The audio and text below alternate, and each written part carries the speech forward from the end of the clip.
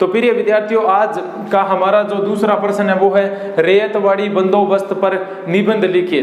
तो प्रिय विद्यार्थियों, पहले तो ये समझते हैं भी रैयतवाड़ी क्या थी। तो ब्रिटिश सरकार द्वारा जितनी भी यहाँ पर भू राजस्व वसूलने की जो प्रणालियां लागू की गई थी, उन प्रणालियों में सर्वाधिक जो सफल हुई थी भू राजस्व इकट्ठा करने वाली प्रणाली, वो क्या थी? रैयतवाड़ी। यानी वो क्या थी? रैयतवाड़ी प्रथा थी। और इसी रैयतवाड़ी के प्रथा के अंतर्गत जब ब्रिटिश सरकार को यहाँ आमदनी या आय का सौदा ज्यादा लगने लगा, तो उन्होंने इसका जो भू राजस्व खरीदने के जो भू राजस्व प्राप्त करने की जो दर थी, उस दर को पहले तो 1/3 रखा था, लेकिन अंत में जैसे जैसे समय आया उसको 1/2 कर दिया गया था। तो प्रिय विद्यार्थियों, अब चर्चा करते हैं रैयतवाड़ी। तो प्रिय विद्यार्थियों, जब इसके हम उत्तर की चर्चा करते हैं तो सर्वप्रथम ये जानते हैं भी ये रैयतवाड़ी है क्या। अब देखो प्रिय विद्यार्थियों, ये जो रैयत शब्द है, इस रैयत शब्द का मतलब है किसान। रैयत शब्द है, इसका मतलब क्या है? किसान। तो जब हमने स्थायी बंदोबस्त के बारे में चर्चा की थी, किसके बारे में? स्थायी बंदोबस्त। स्थायी बंदोबस्त लॉर्ड कॉर्नवालिस इसका संस्थापक था, और ये कब लगाई गई थी? इसके द्वारा सन 1793 के अंदर इसको लागू किया गया था। और किस क्षेत्र पर? बंगाल के क्षेत्र के आसपास, जिस तरह बंगाल, बिहार और उड़ीसा का जो क्षेत्र था, उस क्षेत्र पर इन्होंने ये कर की जो प्रणाली लगाई गई थी। इस प्रणाली के अंतर्गत हम कह सकते हैं भी ऊपरी स्तर पर, सर्वोच्च स्तर पर कौन थी? ब्रिटिश सरकार थी। ब्रिटिश सरकार के बाद में दूसरा स्थान किसका था? जमींदारों का। और तीसरे स्थान पर किसको रखा गया था? कृषकों को, यानी किसानों को रखा गया था। तो इस जो स्थायी बंदोबस्त जो परंपरा थी, इस परंपरा के अनुसार यानी सरकार का जो मुख्य आधार स्तंभ किसको बनाया गया था? जमींदारों को। और ये जमींदार इन कृषकों से क्या करके, यानी राजस्व वसूल करके और किसके खाते में जमा कराते थे? सरकार के। लेकिन जो सरकार या जो ब्रिटिश कंपनी द्वारा जो लगान निश्चित किया गया था, उस लगान निश्चित करने के बाद में भी मान लीजिए भी किसी से 1/3 लगान लेना है, तो ये जो जमींदार थे, ये जमींदार बीच में अपना फायदा देखने लगे थे, और इन्होंने क्या किया था? लगान की दर को 1/2 कर दिया था। और ये क्यों?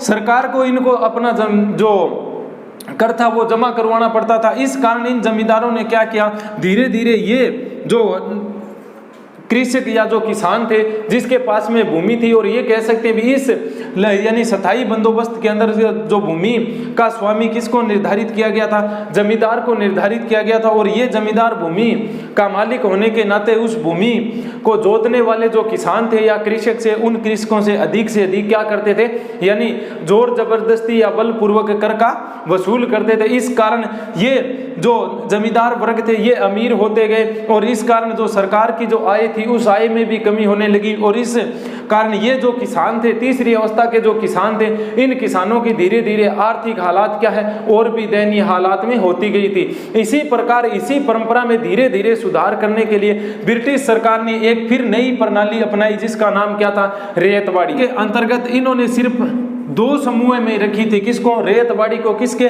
यानी रैयतवाड़ी। और इसके अंतर्गत जो सर्वोच्च स्तर पर थी वो तो क्या थी? सरकार थी। और सरकार के बाद में जो सरकार का सीधा संबंध अब किससे रखा गया था?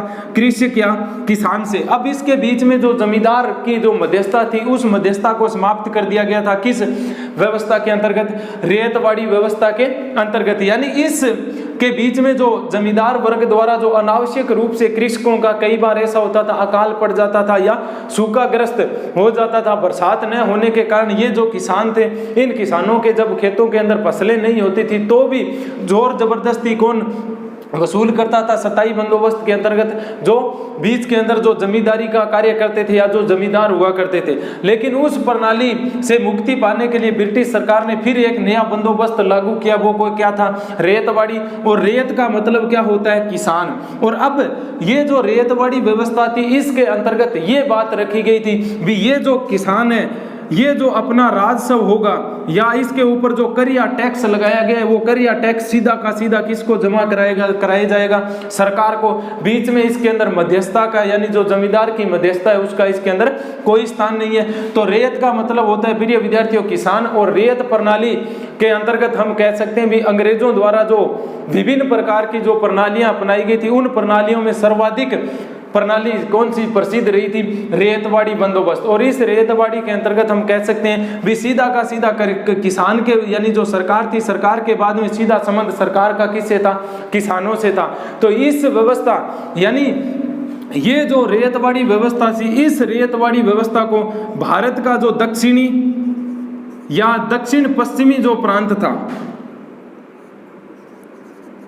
दक्षिणी या तो दक्षिणी क्षेत्र जिस तरह भारत का मान लीजिए भी ये क्षेत्र था, इसके अंदर अंदर इसको लगाया गया था, या तो दक्षिणी या जो दक्षिणी पश्चिमी क्षेत्र था, इसके अंदर ये व्यवस्था क्या अपनाई गई थी। और इन व्यवस्था के अंतर्गत मुख्य जो क्षेत्र थे वो कौन कौन से? जिस तरह मद्रास था, जिसको मद्रास, और उसके बाद में बंबई,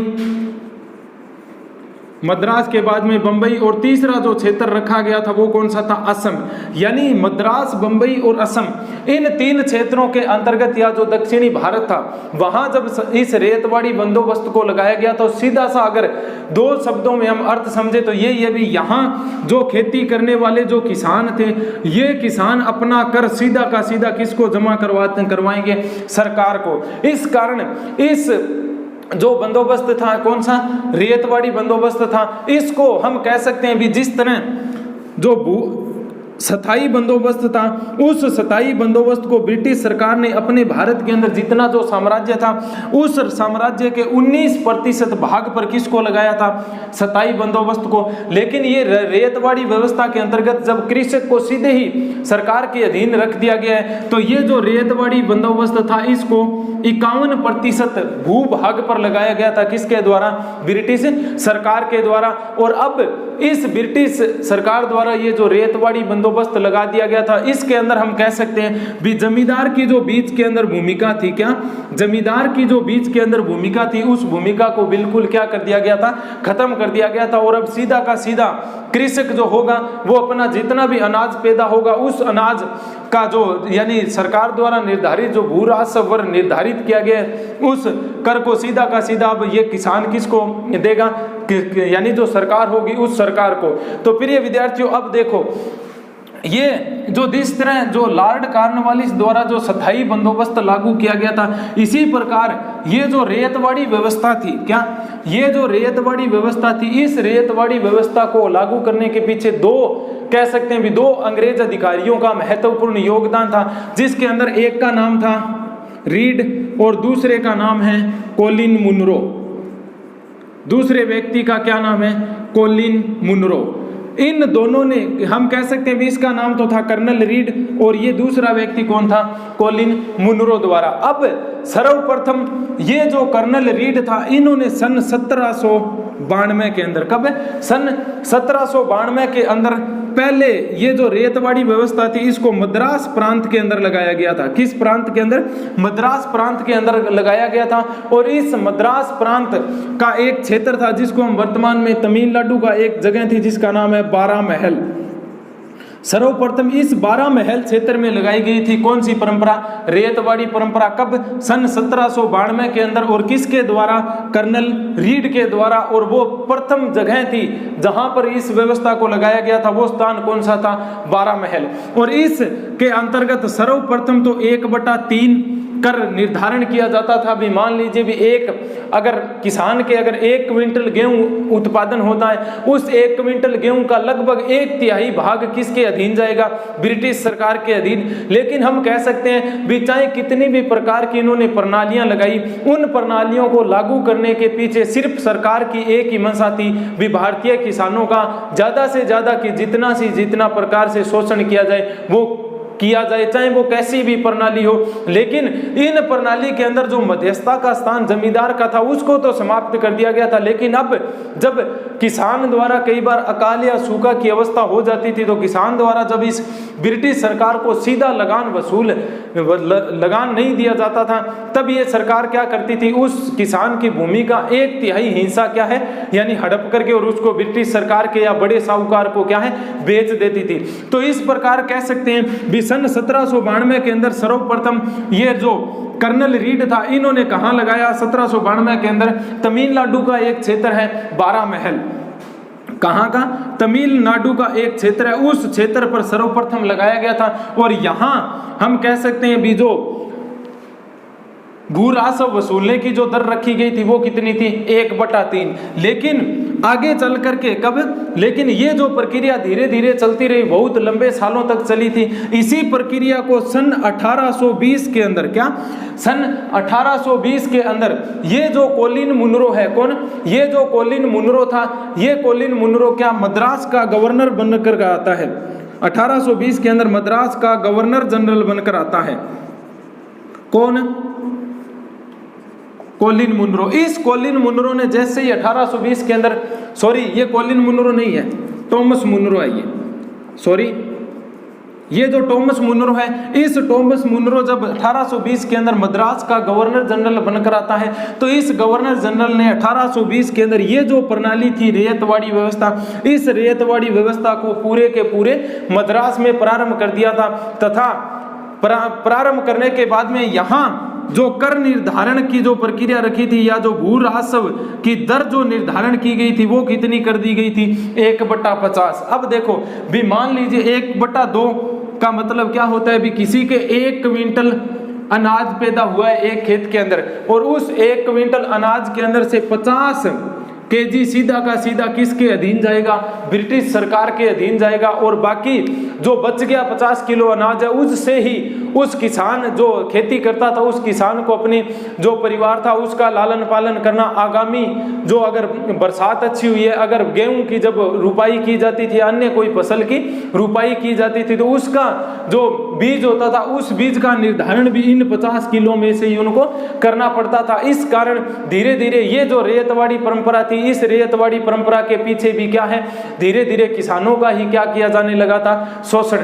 भी रेतवाड़ी बंदोबस्त जब दक्षिणी भारत के अंदर लागू किया गया था, तो उस लागू करने के पीछे अंग्रेजों की क्या मंशा थी, कौन से महत्वपूर्ण कारण थे, इस कारण दक्षिणी भारत के अंदर अंग्रेजों द्वारा ये रेतवाड़ी व्यवस्था लगाई गई थी। यानी जो रेतवाड़ी बंदोबस्त लागू करने के पीछे क्या कारण था, तो पहला कारण है दक्षिण व दक्षिणी पश्चिम में जमींदार वर्ग का न होना। जिस तरह हमने लॉर्ड कॉर्नवालिस का जो स्थायी बंदोबस्त पढ़ा था, उस बंदोबस्त के अंतर्गत सरकार और किसान के मध्यस्थ का जो कार्य किया था, वो किन्होंने किया था, जमींदारों ने किया था। इस कारण वो जो क्षेत्र था, वो भारत के कह सकते हैं भी उत्तरी भारत का जो क्षेत्र था, जिस तरह बंगाल, बिहार, उड़ीसा, उस क्षेत्र में लगाया गया था। लेकिन ये जो रेतवाड़ी व्यवस्था थी, ये किस क्षेत्र में लगाई गई थी, दक्षिणी या दक्षिणी पश्चिमी क्षेत्र। तो इस दक्षिणी पश्चिमी क्षेत्र के अंदर रेतवाड़ी जो लगाने का महत्वपूर्ण पहला कारण क्या था, भी यहाँ का जो क्षेत्र था, यहाँ के क्षेत्र के अंदर जो जमींदार लोग हुआ करते थे, उन जमींदार लोगों का क्या है, अभाव था। और यहाँ के अंदर जो जमींदार थे, वो जमींदार इतने ताकतवर नहीं थे भी वो ब्रिटिश सरकार और जो कृषक थे दक्षिणी पश्चिम प्रांत के, उनके मध्य क्या है, कार्य कर सके या उसके बीच में मध्यस्थता कर सके। इस कारण ब्रिटिश सरकार ने ये सोचा भी वहाँ जमींदार वर्ग नहीं है, इस कारण यहाँ जो सरकार थी ब्रिटिश सरकार, इस ब्रिटिश सरकार का सीधा संबंध किससे रखा गया था, किसानों से रखा गया था। और ये किसान अपनी फसल का स्वयं जो उत्पादन होता था, उस उत्पादन का यानी कह सकते हैं 1/2 भाग कर के रूप में किसको जमा कराते थे, ब्रिटिश सरकार को। तो प्रिय विद्यार्थियों, जो पहला कारण था वो क्या है, यानी जो दक्षिणी प्रांत था, उस दक्षिणी प्रांत के अंदर जो जमींदार वर्ग था, वो वर्ग न होने के कारण ये रेतवाड़ी व्यवस्था लागू की गई थी। दूसरा महत्वपूर्ण कारण है वो है स्थायी बंदोबस्त से सरकार को हानि।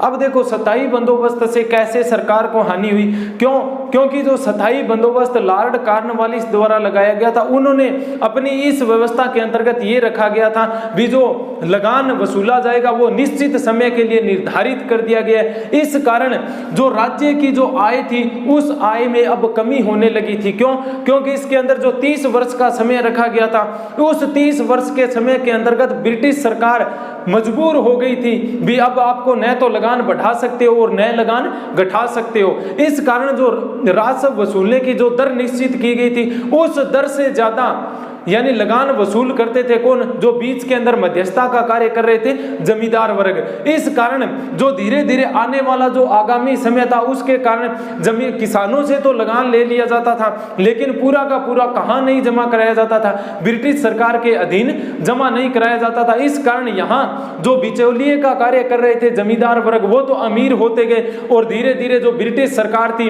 उस ब्रिटिश सरकार के अंदर जो कर का जो निर्धारण किया गया था, वो कर का निर्धारण करने के बाद में भी जब उनको पूर्ण रूप से नहीं मिलता था, इस कारण जो स्थायी बंदोबस्त था लगाया गया था, उस कारण ये जो सरकार थी ब्रिटिश सरकार, इस ब्रिटिश सरकार को भी क्या है आर्थिक रूप से क्या उठानी पड़ी थी, हानि उठानी पड़ी थी। इस कारण उन्होंने दक्षिणी भारत का जो प्रांत था, उस दक्षिणी भारत के प्रांत में किस व्यवस्था को लागू किया था, रैयतवाड़ी व्यवस्था को। तो दूसरा महत्वपूर्ण कारण ये था।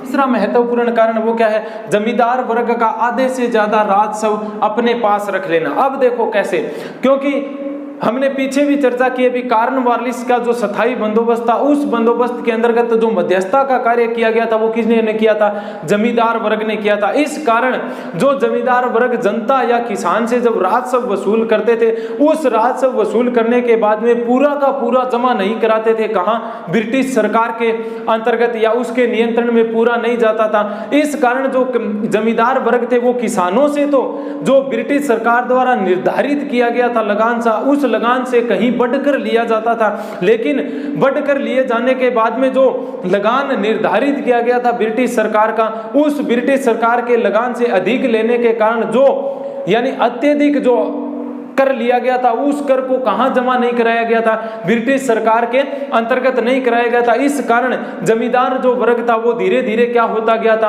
अमीर होता गया था। इसी कारण इसके अंदर क्या रखा है भी, जमींदार वर्ग आधे से ज्यादा यानी जो लगान वसूल किया जाता था उसके आधे से भी ज्यादा हिस्सा कौन रख लेते थे, यानी जो जमींदार वर्ग के लोग थे वो अपने पास में रख लेते थे। इस कारण इस व्यवस्था को सुधारने के लिए ब्रिटिश सरकार ने एक नई प्रणाली अपनाई, वो कौन सी थी, रैयतवाड़ी प्रणाली अपनाने के पीछे ये भी एक महत्वपूर्ण कारण बनकर आया था। महत्वपूर्ण कारण वो है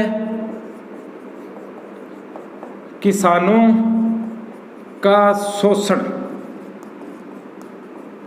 अब देखो प्रिय विद्यार्थियों, जब स्थायी बंदोबस्त को लागू किया गया था तो स्थायी बंदोबस्त लागू करने के पीछे कुछ ब्रिटिश अधिकारी ये मानते थे भी जो स्थायी बंदोबस्त है, उस स्थायी बंदोबस्त के अंतर्गत जो मध्यस्थता का कार्य जमींदार को दिया गया था, वो जमींदार वर्ग सबसे ज्यादा शोषण किसका करते हैं, किसान वर्ग का शोषण करते हैं। उसके जो किसान वर्ग का जो शोषण किया जा रहा है उसके अंदर जितना कर निर्धारित किया गया है, उस कर को निर्धारण करने के बाद में भी जो किसान है उस किसानों से क्या है अत्यधिक मात्रा में कर वसूल किया जा रहा है। इस कारण ये जो स्थायी बंदोबस्त की जो परंपरा है, इस परंपरा के अंतर्गत जो किसान खेती करने वाला या जो अपना खून पसीना बहा करके जो खेती करता है या फसल उपजाता है, उसका 1/3 से ज्यादा हिस्सा तो बिचौलिए या जमींदार वर्ग खा जाता था। इस कारण अब ब्रिटिश सरकार ने ये सोचा भी क्यों ना जमींदार वर्ग को एक साइड में करके यानी निकाल ही दिया जाए बिल्कुल। और इस कारण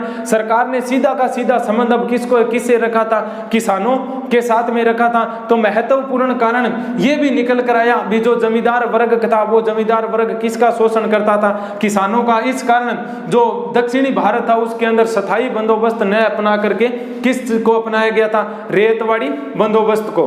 रैयतवाड़ी व्यवस्था लागू की गई थी। उस रैयतवाड़ी व्यवस्था के अंतर्गत जो विधि द्वारा या जो कानून बनाया गया था, उस कानून के अंतर्गत इस रैयतवाड़ी व्यवस्था के लिए कौन कौन से प्रावधान रखे गए थे या कौन कौन सी उसके अंदर धाराएं जोड़ी गई थी भी किसान के साथ में अब ये होगा, और इसके अंदर जो बिचौलिए का कार्य कर रहे थे उनको अब हटा दिया गया। तो वो कौन कौन से प्रावधान थे, उस प्रावधानों के बारे में अब चर्चा करते हैं। तो फिर ये विद्यार्थियों जो पहला प्रावधान है, इस व्यवस्था में भूमि का स्वामी कृषक को माना गया था। यानी जब हमने स्थायी बंदोबस्त पढ़ा था, उस स्थायी बंदोबस्त के अंतर्गत तो ये प्रावधान रखे गए थे भी अब जो भूमि होगी उस भूमि का जो मालिकाना हक है वो किसको दिया गया था, जमींदार को दिया गया था। लेकिन जब जमींदारों द्वारा अत्यधिक शोषण किया जाने लगा किसान का, तो किसान अब उनका जमींदारा वर्ग हटा करके रैयतवाड़ी व्यवस्था के अंतर्गत और अब जो भूमि थी उस भूमि का वास्तविक मालिक किसको बना दिया गया था, किसान को बना दिया गया था। और ये जो किसान हुआ करता था, यही किसान अपना लगान जमा कराने के लिए उत्तरदायित्व का यानी कह सकते हैं उत्तरदायित्व निभाता था, किसके प्रति, ब्रिटिश सरकार के प्रति। तो पहला जो महत्वपूर्ण प्रावधान था, अब भूमि का स्वामी किसको माना गया है, किसान को। तो फिर ये विद्यार्थियों जो दूसरा प्रावधान है वो क्या है, किसान को भूमि बेचने, खरीदने व गिरवी रखने का अधिकार दे दिया गया था भी। अब ये कहा गया था भी सिर्फ ब्रिटिश सरकार को क्या किस चीज की जरूरत है, सिर्फ हम तो राजस्व वसूल करेंगे, लगान वसूल करेंगे। अब जिस किसान के पास में अपनी खेती है, चाहे तो वो अपनी खेती को बेच सकता है या उस खेती से अन्य खेती को खरीद सकता है, या किसी साहूकार के क्या है वो या जमींदार के उस अपनी खेती को क्या है गिरवी भी रख सकता है। इसके लिए उसको अधिकार दे दिए गए ब्रिटिश सरकार द्वारा। लेकिन उनको क्या चाहिए, चाहे वो बेचे, चाहे खरीदे, चाहे गिरवी रखे, लेकिन उनको क्या चाहिए, उनको अपना लगान चाहिए। इस प्रकार दूसरा प्रावधान।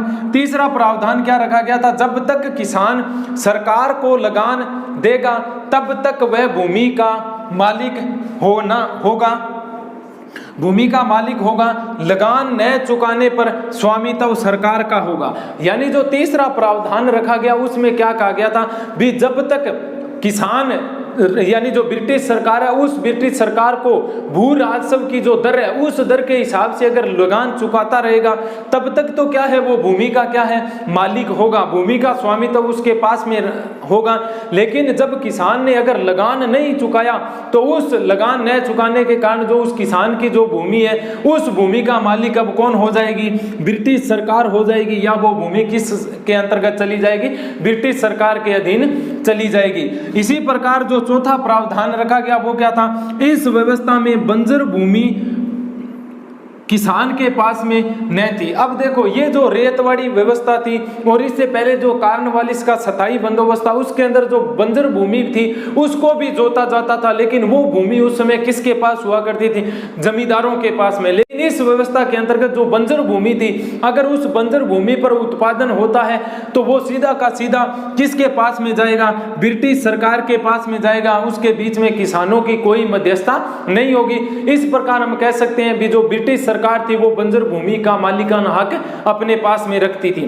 फिर प्रिय विद्यार्थियों जो पांचवा महत्वपूर्ण जो प्रावधान रखा गया था वो क्या है, प्रारंभ में भू राजस्व की दर 1/2 रखी, किंतु बाद में इसको 1/3 कर दिया गया था। यानी जो रेतवाड़ी व्यवस्था थी जब कर्नल रीड द्वारा इसको लागू किया गया था सन 1792 के अंदर, तब तो इसकी जो दर थी वो क्या रखी गई थी 1/2, लेकिन जैसे जैसे धीरे धीरे समय निकलता गया उसके हिसाब से बाद में इसकी दर क्या कर दी गई थी 1/3। अब अगला जो छठा महत्वपूर्ण जो प्रावधान है वो क्या है, इसकी अवधि 30 वर्ष रखी गई थी। चर्चा करते हैं भी इसके अंदर जो रेतवाड़ी व्यवस्था थी, इस रेतवाड़ी व्यवस्था के अंतर्गत कौन से महत्वपूर्ण गुण या कह सकते हैं कौन कौन से ऐसे लाभ दिखाई दे रहे थे। तो अब चर्चा करते हैं प्रिय विद्यार्थियों को प्रमुख गुणों के बारे में। तो प्रिय विद्यार्थियों जो पहला महत्वपूर्ण गुण है वो क्या है, पहला जो महत्वपूर्ण गुण है वो क्या है, बंजर भूमि को जोतने की व्यवस्था।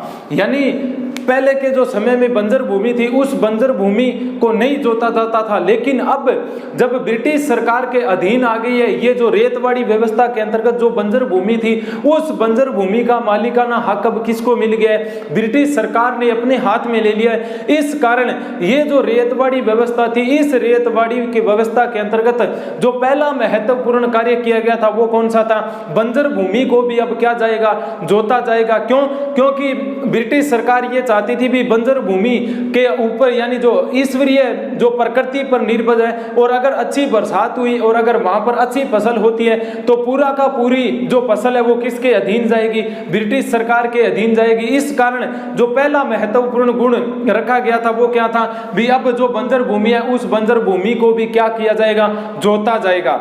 तो प्रिय विद्यार्थियों ये था पहला गुण। दूसरा महत्वपूर्ण गुण क्या था, बिचौलियों का हस्तक्षेप न होना। अब देखो जिस तरह हमने जो लॉर्ड कॉर्नवालिस का जब स्थायी बंदोबस्त पढ़ा था तो उस स्थायी बंदोबस्त के अंतर्गत जो मध्यस्थता का जो कार्य करते थे वो कौन करते थे, जमींदार वर्ग के लोग या धनी जो लोग थे उन लोगों द्वारा सरकार और जो किसान थे उन दोनों के मध्य एक मध्यस्थता या कड़ी का कार्य किया जाता था। लेकिन रेतवाड़ी व्यवस्था के अंतर्गत जब ब्रिटिश सरकार को ये पता चल गया भी ये जो जमींदार वर्ग के लोग हैं ये अनावश्यक रूप से किसानों से अधिक ऋण ले रहे हैं, इस कारण इन्होंने क्या किया, जो दक्षिणी भारत के अंदर जो व्यवस्था रेतवाड़ी व्यवस्था लागू की गई थी उस रेतवाड़ी व्यवस्था के अंतर्गत जो मध्यस्थता का कार्य कर रहे थे कौन, जमींदार वर्ग के लोग, उन बिचौलियों का अब इस व्यवस्था के अंतर्गत क्या हो गया, हस्तक्षेप नहीं रहा था। क्यों? क्योंकि अब जो एक किसान है उसी को भूमि का क्या मान लिया गया था, स्वामी माना गया। अब जितना भी अनाज पैदा होगा उसका 1/2 भाग या 1/3 भाग जितना भी ब्रिटिश सरकार का लगान बनता है वो सीधा का सीधा किसान कहाँ जमा कराएगी, ब्रिटिश सरकार के खाते में जमा कराना पड़ेगा। इस कारण जो दूसरा था वो क्या है, बिचौलियों का हस्तक्षेप इसके अंदर नहीं रहा था। तीसरा जो महत्वपूर्ण गुण है वो क्या है, कृषकों की स्वतंत्रता। अब देखो स्थायी बंदोबस्त के अंतर्गत भी किसानों को स्वतंत्र रखा गया था, लेकिन किसके अधीन उसको कर दिया गया था, यानी जो बिचौलियों का कार्य कर रहे थे जमींदार वर्ग के अधीन या जमींदार वर्ग की कृपा पात्र पर रख दिया गया था। किसको, किसानों को। लेकिन अब जब जमींदार वर्ग को बीच में से हटा दिया है, इस कारण अब जो किसान थे वो बिल्कुल क्या हो गए थे, स्वतंत्र हो गए थे और अपनी जो फसल की उपज होती थी उस उपज के हिसाब से ब्रिटिश कंपनी के खजाने में अपना कर जो क्या है यानी जमा करवा देते। इस कारण जो किसान थे उस किसानों की अब क्या हो गई थी, उसको थोड़ी बहुत क्या मिल गई थी, स्वतंत्रताएं मिल गई थी। तीसरा महत्वपूर्ण कारण यह था। चौथा क्या है, सरकार व रैयत के मध्य सीधा संबंध। यहां जो रैयत शब्द लिया गया ये किससे लिया गया, किसान से। अब देखो प्रिय विद्यार्थियों, पहला जब हमने स्थायी बंदोबस्त पढ़ा था उस स्थायी बंदोबस्त के अंतर्गत सरकार से सीधा संबंध नहीं रख सकते थे कौन, किसान, यानी सीधा सरकार के अंडर में न जाकर के अपना राजस्व वसूल नहीं कर सकते थे। लेकिन अब ये किसान क्या है, क्यों बीच के अंदर उस समय क्या था, मध्यस्थता का कार्य जमींदार कर रहे थे। लेकिन अब यहाँ क्या है, सरकार ने इस रैयतवाड़ी व्यवस्था के अंतर्गत अपने और रैयत यानी किसान के मध्य किसी को नहीं रखा था। अब सीधा का सीधा किसान किसको कर जमा कराएगा, सरकार को। इस कारण जो चौथा महत्वपूर्ण गुण निकल कर आया वो क्या है, अब सरकार और किसान के मध्य क्या हो गया था, सीधा का सीधा संबंध हो गया था। बीच में कोई यानी कह सकते हैं भी टांग डालने वाला अब कौन नहीं रहा है, बिचौलिया नहीं रहा है या जमींदार नहीं रहा है। पांचवा जो महत्वपूर्ण है वो क्या है, भूमि का कुछ धनी जमींदारों के पास केंद्रित न होना। जिस तरह स्थायी बंदोबस्त में हमने पढ़ा था भी जो भूमि थी वो भूमि का जो मालिकाना हक था वो किसको दिया गया था, जमींदारों को। लेकिन जब उनको मालिकाना हक दे दिया गया था तो बहुत बड़े भूखंड का जो क्षेत्र था उस क्षेत्र पर किसका अधिकार हो गया था, जमींदार वर्ग का अधिकार हो गया था। क्यों? क्योंकि उनकी लगान की दर क्या थी, उच्च रखी गई थी। ब्रिटिश सरकार के अलावा उन्होंने अपनी निजी फायदे के लिए किसानों से क्या है, अत्यधिक लगान वसूल करना प्रारंभ कर दिया था। इस कारण जमींदार वर्ग अब अत्यधिक अमीर हो गए थे। इस कारण ये जो रेतवाड़ी बंदोबस्त रखा गया था, इस रेतवाड़ी बंदोबस्त के अंतर्गत जो जमींदार वर्ग को अब जब बीच में नहीं रखा गया तो जो जमींदार वर्ग के पास में यानी जो स्थायी बंदोबस्त था उस समय जो केंद्र बिंदु हम कह सकते हैं वो कौन था, जमींदार था। लेकिन अब केंद्र बिंदु का स्थान हटा दिया गया किस व्यवस्था के अंतर्गत, रेतवाड़ी व्यवस्था के अंतर्गत। तो चौथा जो महत्वपूर्ण, पांचवा जो महत्वपूर्ण यानी जो गुण था वो था जमींदार वर्ग के पास में भूमि का अब केंद्रीकरण या केंद्रित न होना। छठा जो महत्वपूर्ण गुण था वो है राजस्व की वृद्धि में सहायक। अब देखो स्थायी बंदोबस्त के अंतर्गत जो दर निर्धारित की गई थी ब्रिटिश कंपनी द्वारा, उस दर के अंदर उसको कह सकते हैं भी उसकी जो निश्चित थी दर यानी कि सरकार ने ये कह दिया अगर 1/2 लेंगे तो 1/2 ही निर्धारित कर दिया गया था। लेकिन ये जो रेतवाड़ी व्यवस्था थी उस रेतवाड़ी व्यवस्था के अंतर्गत जो राजस्व वसूलने का जो कार्य था उस राजस्व वसूलने के कार्य को समय समय पर उसकी दर को घटाया या बढ़ाया जाता था। इस कारण यानी जो राजस्व या जो सरकार थी उस सरकार के अंदर जो राजस्व की जो कर थी उसमें भी अब क्या है धीरे धीरे वृद्धि होने लग गई थी। अब अंतिम और जो महत्वपूर्ण प्रमुख गुण था वो क्या था, किसानों को लाभ। अब देखो इसके अंतर्गत सिर्फ मध्यस्थता का कार्य करने वाले जब बिचौलियों को हटा दिया गया तो इसके अंतर्गत अब किसानों को भी लाभ होने लगा है। क्यों? क्योंकि अब अनाज क्या है 50-50 होने लगा था। लेकिन फिर भी इस व्यवस्था के अंतर्गत फायदा सिर्फ सरकार ने किसका देखा था, अपना ही देखा था। और इस व्यवस्था के अंतर्गत भी जो किसान थे उस किसानों को अनेक प्रकार के क्या है जो अनेक प्रकार की जो समस्याएं थी उन समस्याओं का सामना करना पड़ा था। फिर भी ये व्यवस्था जब जमींदार वर्ग को बीच में से हटा दिया गया फिर भी जो किसान था उस किसान की हालात वैसी की वैसी बनी रही, किसकी तरह, यानी पहले की तरह की। जो जिस तरह स्थायी बंदोबस्त के अंदर किसान की अवस्था दयनीय हालात में थी उसी प्रकार इस व्यवस्था के अंदर भी किसान की अवस्था क्या थी, दयनीय हालात में ही थी। रेतवाड़ी व्यवस्था को लागू करने के पीछे कौन कौन सी कमियां रह गई थी या कौन कौन से महत्वपूर्ण दोष रह गए थे। तो अब प्रिय विद्यार्थियों उन दोषों के बारे में चर्चा करते हैं। तो प्रिय विद्यार्थियों जो पहला महत्वपूर्ण दोष है वो क्या है, महंगी व्यवस्था।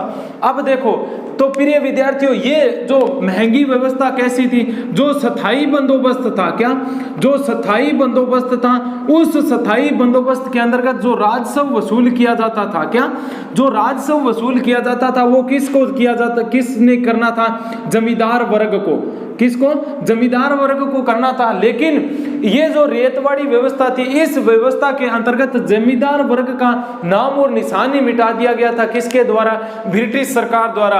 अब जब राजस्व जो वसूल करने का कार्य पहले जमींदार को था, लेकिन इस व्यवस्था के अंतर्गत किसको दे दिया गया था भी, अब सीधा का सीधा ब्रिटिश सरकार क्या है अपना लगान वसूल करेगी।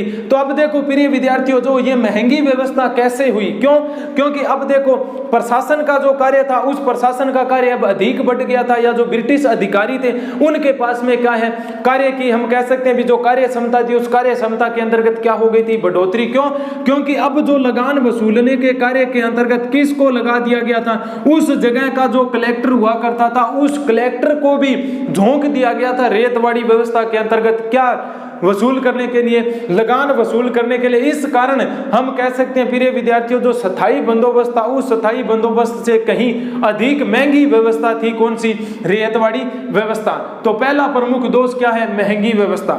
दूसरा जो महत्वपूर्ण दोष है वो क्या है, भ्रष्टाचार व्याप्त होना। अब देखो रेतवाड़ी व्यवस्था के अंतर्गत भ्रष्टाचार कैसे व्याप्त हुआ भी, अब देखो सीधा का सीधा कार्य किसको दे दिया गया, लगान वसूल करने का, कलेक्टरों को। अब देखो ये जो कलेक्टर अच्छी या बुरी भूमि, अच्छी या बुरी जो भूमि हुआ करती थी, उस भूमि के अंतर्गत जब किसी किसान द्वारा इन कलेक्टरों या कोई उच्च अधिकारियों को पैसे दे करके, अगर किसी किसान के पास में अच्छी भूमि है, अगर किसी किसान के पास में भूमि अच्छी है, इससे अनाज भी क्या है अधिक उत्पादन होगा। लेकिन जब इन कलेक्टरों या उच्च अधिकारियों द्वारा वहां सर्वे करवाई जाती थी, तब जो उच्च भूमि के जो जमींदार थे उन जमींदारों द्वारा क्या है, इन जो कलेक्टर या जो अधिकारी थे इन अधिकारियों को क्या रिश्वत दे करके और अपनी भूमि को कम उपजाऊ बता दिया जाता था, क्या कम उपजाऊ बता दिया जाता था। इस कारण धीरे धीरे ये जो रेतवाड़ी व्यवस्था थी, ये रेतवाड़ी व्यवस्था किसके ग्रास में चली जाती गई, भ्रष्टाचार के अंदर व्याप्त होती गई। क्यों, क्योंकि इसके जो अधिकारी थे अब वो अधिकारी किसमें लिप्त हो गए, भ्रष्टाचार के अंदर। और भ्रष्टाचार के अंदर लिप्त होकर के जो अच्छी भूमि जमींदारों के पास में थी उस भूमि को क्या बताया जा रहा था, निम्न तरीके की। और जो किसान के पास में कह सकते हैं कम उपजाऊ भूमि थी, उस उपजाऊ भूमि को भी क्या है अत्यधिक उपजाऊ बता करके ज्यादा से ज्यादा क्या वसूल किया जाता था, लगान वसूल किया जाता था। इस कारण ये जो रेतवाड़ी व्यवस्था थी इसका दूसरा महत्वपूर्ण दोष क्या था भी, इसके अंदर अब क्या लिप्त हो गया था, भ्रष्टाचार की कह सकते हैं भी जो भ्रष्टाचार था वो धीरे धीरे इसके अंदर बढ़ने लग गया था। तो प्रिय विद्यार्थियों जो तीसरा महत्वपूर्ण इसका दोष है वो क्या है, लगान की दर अधिक होना। अब देखो ये जो व्यवस्था थी इस व्यवस्था के अंदर पहले जो लगान की दर थी वो क्या थी, 1/2 निर्धारित की गई थी। लेकिन 1820 के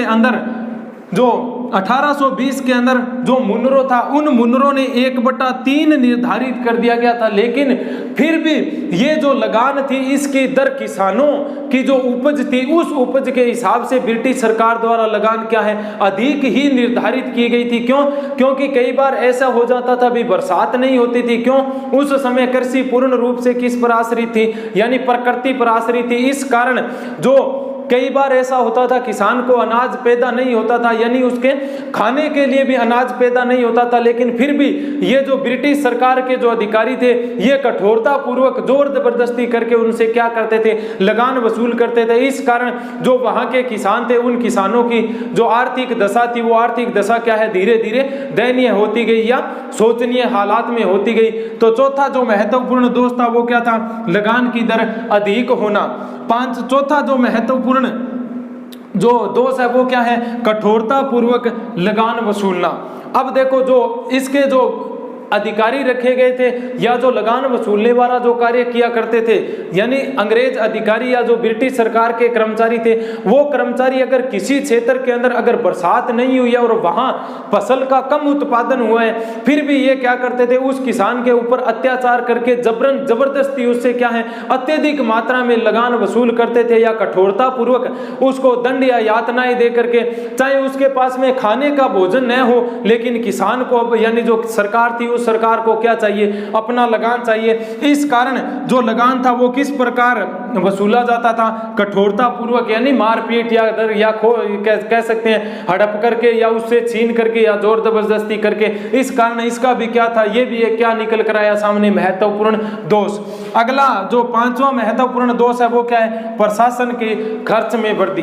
अब देखो प्रिय विद्यार्थियों, प्रशासन के खर्च में वृद्धि कैसे हुई, क्यों, क्योंकि अब जो राजस्व वसूलने का कार्य था, अब देखो एक क्षेत्र के अंदर जब वहां के जिला कलेक्टर को राजस्व वसूलने का कार्य कर दिया जाता, दे दिया गया, तो ये जो कलेक्टर है, ये जो प्रणाली है, ये क्या होगी, महंगी होगी। क्यों, क्योंकि महंगी इसलिए होगी भी अब राजस्व वसूल करने के लिए अधिक से अधिक कर्मचारियों की व्यवस्था करनी पड़ेगी, और उस कर्मचारियों की अगर व्यवस्था करेंगे तो इनको अत्यधिक मात्रा में क्या देना पड़ेगा, वेतन भी देना पड़ेगा। इस कारण ये जो किसान हुआ करते थे, ये किसान अब जब प्रशासन का खर्च बढ़ने लगा तो प्रशासन ने धीरे धीरे क्या है लगान भी बढ़ाना शुरू कर दिया था। इस कारण जो किसान थे, ये जो किसान थे, अब इन किसानों को मजबूरन जो साहूकार हुआ करते थे, क्या ये जो साहूकार हुआ करते थे, इस साहूकारों से मजबूरन क्या लेना पड़ता था, ऋण लेना पड़ता था।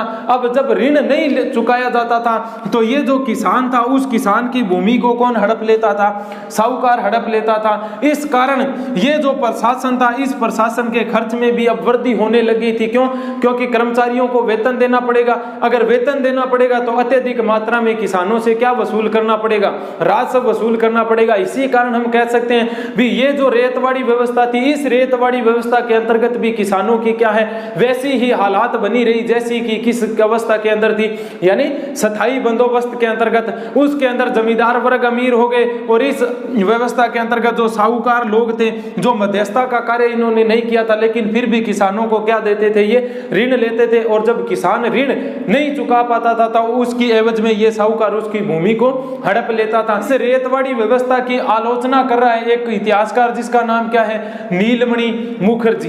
ये नीलमणि मुखर्जी क्या कहता है, सामान्यतः रेतवाड़ी व्यवस्था उन उद्देश्यों को पूरा नहीं कर पाई जो उद्देश्य इसके व्यवस्थापकों ने सोचे थे। पहली लाइन में ये नीलमणि मुखर्जी क्या कहता है, भी ब्रिटिश सरकार द्वारा जब जिस उद्देश्य के साथ में ये जो रेतवाड़ी व्यवस्था लागू की गई थी, या जो लागू करने वाले इनके जो व्यवस्थापक थे, इन व्यवस्थापकों ने जो उद्देश्य निर्धारित किए गए थे, यानी जो उद्देश्य निर्धारित किए थे या उद्देश्य सोचे थे, यहां तक पढ़ लिया। इसका प्रमुख उद्देश्य अच्छा राजस्व संग्रह व किसान की स्थिति को सुधारना था, जो नहीं हो सका। ये नीलमणि मुखर्जी क्या कहता है, भी जो रेतवाड़ी व्यवस्था को लागू करने वाले जो संस्थापक थे, उन्होंने ये उद्देश्य सोच करके और ये व्यवस्था लागू की थी। जो एक तो क्या है, ब्रिटिश सरकार को जब मध्यस्थता का कार्य नहीं होगा तो सीधा का सीधा राजस्व किसको मिलेगा, ब्रिटिश सरकार को। इस राजस्व अच्छा मिलने के कारण, यानी जो ब्रिटिश सरकार है उसको राजस्व का संग्रह क्या होगा, अच्छा होगा। लेकिन साथ ही साथ क्या होगी, भी जब बिचौलियों का कार्य नहीं होगा तो क्या है, किसान की भी स्थिति क्या है, सुधर, यानी किसान की स्थिति भी है उसको भी सुधारा जा सकता है। लेकिन इस व्यवस्था के अंतर्गत जो ब्रिटिश सरकार थी, उस ब्रिटिश सरकार के भू राजस्व में तो वृद्धि हुई थी, लेकिन किसके अंदर सुधार नहीं कर सके थे, किसानों की हालात के अंदर क्या नहीं हुए थे, सुधार नहीं हुए थे। क्यों, क्योंकि अब किसान मजबूरन लगान चुकाने के लिए किस पर आश्रित हो गए थे, साहूकारों पर आश्रित हो गए थे। और जब इन साहूकारों को उच्च दरों के ऊपर जब ये किसी किसान को ऋण देते थे और जब ऋण नहीं चुका पाते थे, इस कारण जो एक किसान की भूमि थी, उस किसान की भूमि को कौन हड़प लेता था, साहूकार हड़प लेता था। तो इस प्रकार प्रिय विद्यार्थियों, ये थी डॉक्टर नीलमणि मुखर्जी द्वारा जो ये रेतवाड़ी व्यवस्था थी उसकी जो महत्वपूर्ण आलोचना की गई थी। धन्यवाद।